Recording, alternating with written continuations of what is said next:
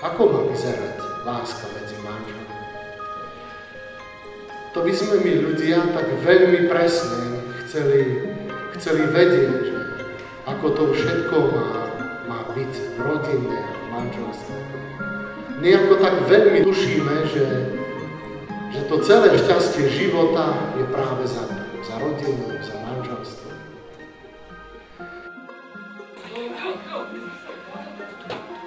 Papa. Papa.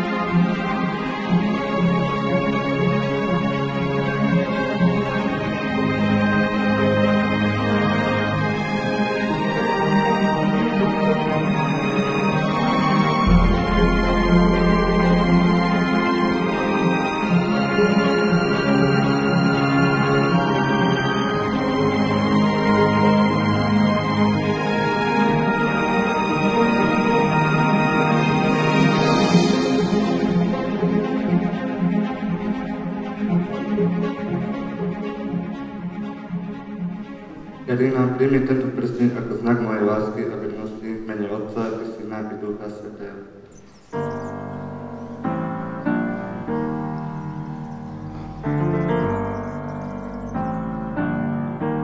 Peter, príjmi tento prsteň ako znak mojej lásky a vernosti v mene Otca i Syna i Ducha Svätého. A ja v mene Svätej Cirkvi potvrdzujem, že ste uzavreli sviatostné manželstvo a požehnávam v mene Otca i Syna i Ducha Svätého. Čo Boh spojil, človek nech nerozhoduje.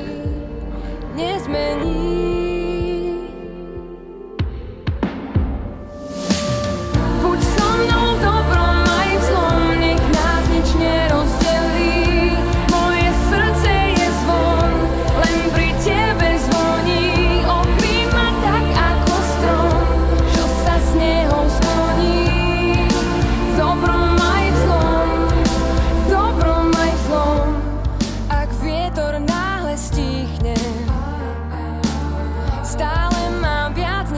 si prijať.